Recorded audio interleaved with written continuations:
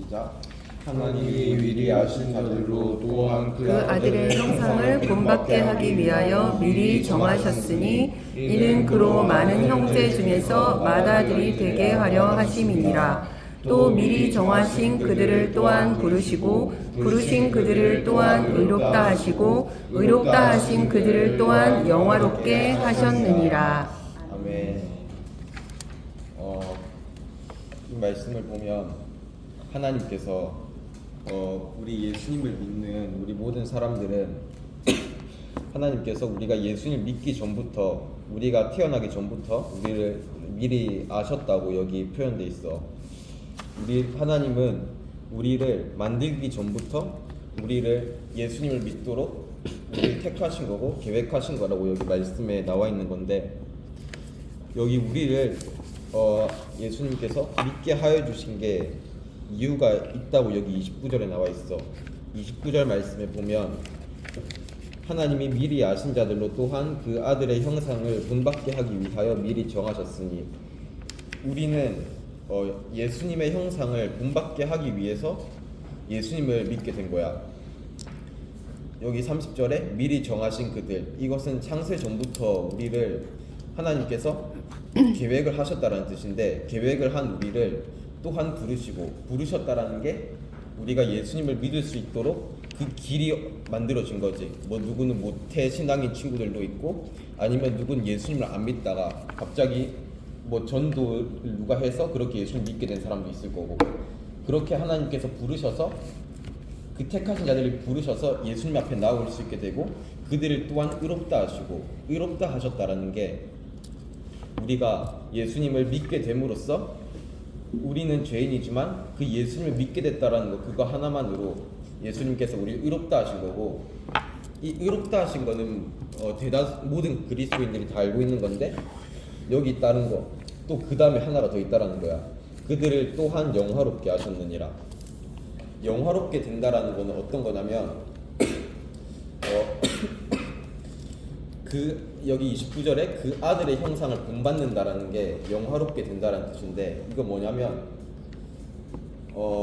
우리가 하나님과 같은 성질을 지닌 사람이 된다라는 거야.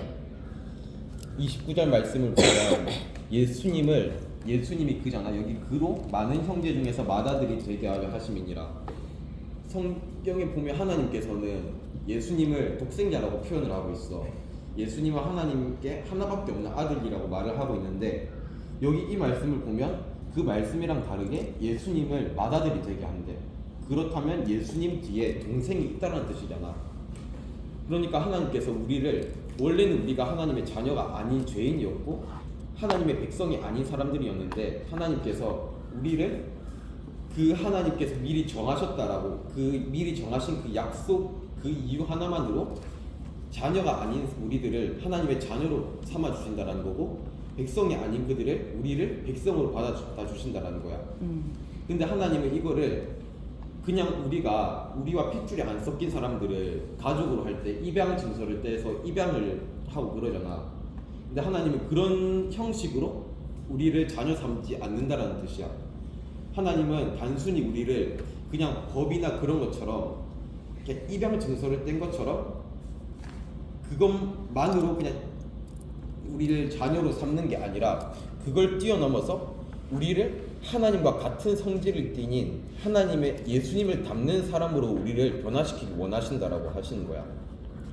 그게 바로 우리가 예수님을 닮게 되는 거고, 이게 영화롭게 되는 건데, 이게 결국은 완전히 이루어지는 거는 우리가 나중에 천국에 갈 때 그때 우리가 영화롭게 되는 건데, 근데 우리는 그렇게 영화롭게 되기 위해서 예수님을 믿게 된 이후로 우리의 삶은 더욱더 그 영화롭게 되는 삶을 따라가야 하는 거야. 영화롭게 된다라는 게 예수님께서 사신 그 삶의 패턴이랑 삶의 방향대로 산다라는 건데, 지우기는 예수님을 닮는 삶이 어떤 삶이라고 생각해? 질문 좋다. 그냥 믿으면서 살아가는. 믿으면서 사는 거. 다리미는 어떤 거 같아? 모두를 예수. 사랑하는 거. 모두를 사랑하는 거. 승준은? 일단은 하나님을 닮는다는 게 솔직히 모든 거를 다 닮는다는 건 사실상 저 불가능하다 생각하고, 그래도 사람이 닮을 수 있다고 하면 하나님은 좋은 부분 중에 하나를 닮아야 된다 생각하지 않나. 그럼 신이네.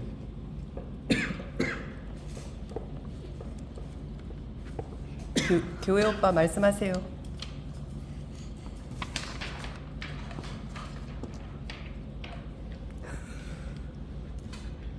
같은 생각이야. 모르는 사람은 사람.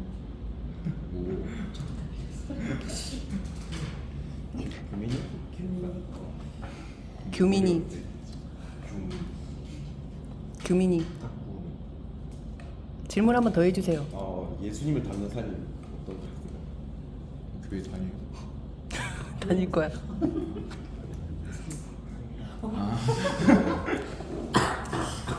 예수님을 닮는 삶은 다 말이 맞는데 예수님께서 이 땅에 오셨을 때 사복음서에 나오는 삶이 있잖아. 그 삶을 우리가 담는 게 예수님을 담는 거야. 근데 예수님 삶 중에서도 특히 예수님께서 30살부터 33살까지 사역을 하셨잖아. 3년간. 3년간 사역하셨는데 그 3년이 우리는 그걸 우리가 닮아야 하는 부분이야. 그래서 이거를 근데 지금 말을 하면 그게 너무 많고 그리고 이해를 못할 수도 있고 그리고 사실 우리가 그걸 알아봤자 그렇게 살기가 너무 힘들어. 그렇게 못 살아. 그래서 그냥 대강 어떤 건지만 말하자면 내가 저번 주에 말한 것처럼 이 방 말한 게 다 맞는데 결국 하나님 나라를 바라보는 삶이거든. 하나님의 나라. 이해가 잘 안 되지? 하나님 나라를 바라보는 건데 뭐냐면 그냥 그 천국을 준비하는 삶인데 우리의 삶의 방향이 예수님의 삶의 방식을 보면 하나님 나라를 전파하며 공동체를 중시 여기고 공동체를 중시 여기니까 사랑을 가지고 교회를 중시 여기고 그리고 아직은 너희들이 받아들이기 힘들겠지만 공동체가 사람이 하나님께 돌아오기 위해서 의도적인 희생을 치르는 것 이해가 안 될 텐데 이거야. 근데 이거는 우리가 이룰 수 있는 게 아니야. 우리가 이룰 수가 없는데 우리가 그러면 지금부터 실천할 수 있는 게 하나가 있지. 성경에서 하나님은 모든 일을 행하실 때 하나님의 사역의 방식은 하나님은 전능하신 분임이 불구함에도 혼자서 일하시지 않으셨어. 하나님은 예수님과 성령님과 하나님 삼위일체라고 성경에 나와 있잖아.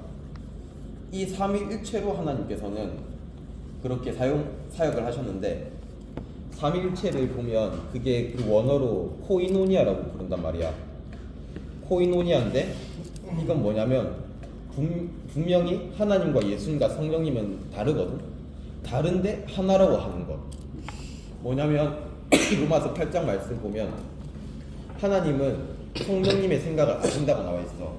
왜냐하면 성령님은 하나님의 뜻대로 성도들을 위해서 간구하시기 때문에 한다고 했는데 뭐냐면 성령님의 뜻이 하나님의 뜻이고 하나님의 뜻이 예수님의 뜻이고 모두 뜻이 같다라는 거야. 서로가 서로를 볼 때 거울을 보듯이 그냥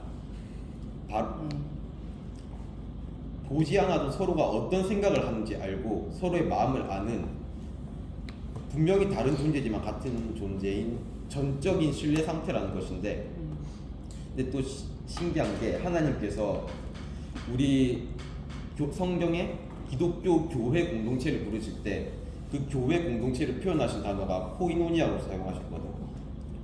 그 코이노니아가 뭐냐면 하나님께서 우리가 예수님을 닮는 삶을 살아야 한다라고 했잖아. 예수님을 닮는 삶이라는 게 하나님께서 요구하시는 것은 코이노니아까지의 그 정도의 그거를 하나님께서 요구하신다는 거예요. 하지만 그거는 우리가 이룰 수가 없지. 하나님 다 알고 계셔. 우리가 이룰 수가 없는 거를. 근데 하나님은 그걸 우리가 이룰 수 있게 해주신다라고 하셨고 그 이루는 방식이 뭐냐면 교회라는 공동체를 통해서 그 우리가 예수님을 닮는 삶을 살 수 있도록 그걸 이루신다라는 거야. 그래서 우리가 이 하나님께 부르심을 받은 자들이라면 이 교회 공동체가 우리에게 엄청 중요한 거지. 교회 안에서 우리가 사랑을 가지고 그 서로에게 전적인 신뢰 상태가 돼야 되는 게 하나님 안에서 자신의 이익을 보지 않고 전적인 신뢰 상태가 되는 게 이게 하나님께서 우리에게 원하신다라는 코이노니아라는 거지.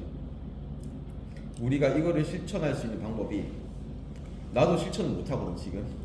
나도 이게 너무 다 그렇지, 어렵고 다 그렇지. 모든 사람이 아무리 뭐 대단한 선교사님이다 목사님 같은 사람이라 해도 그 사람도 자기 혼자서 못 이뤄. 공동체가 있어야 하는데 마침 우리가 지금 이 기독교 동아리라는 공동체가 있잖아.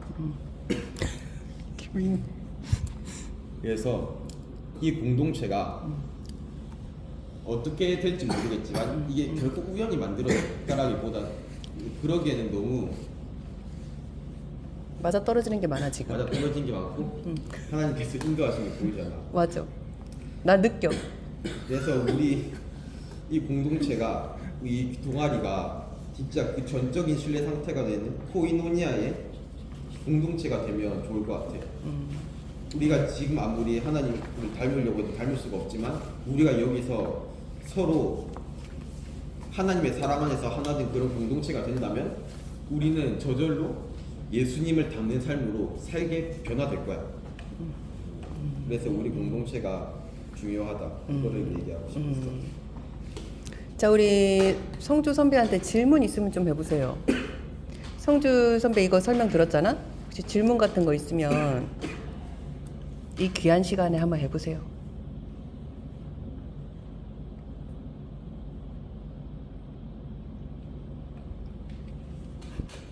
없는 것 같은데요. 아니면 성주가 질문을 좀 해보세요. 저요.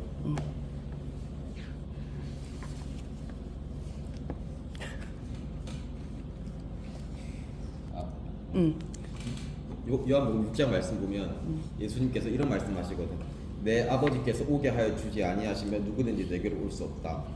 그리고 믿음은 성경에서 바울이 믿음은 모든 사람의 것이 아니라고 했어. 나 그 말씀. 믿음은 모든 사람의 것이 아니다. 우리가 믿고 싶다고 믿을 수 있는 게 아니고 우리가 하나님께 나아갈 수 있다고 나아갈 수 있는 게 아니야.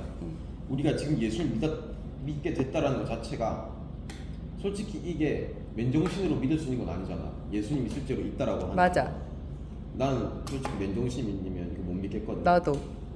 그래서 이걸 믿게 됐다라는 것 자체가 하나님께서 미리 우리를 아셨고 정하셨다라는 증거가 되는 거지. 그래서 믿음이 하나님이 살아계시는 증거라고 성경이 말을 하는데, 왜냐하면 우리가 이 믿는 것 자체가 불가능한데 우리가 하나님을 믿게 됐다라고 하는 이 믿음 자체가 실제로 하나님이 살아계신다라는 증거가 되는 거지.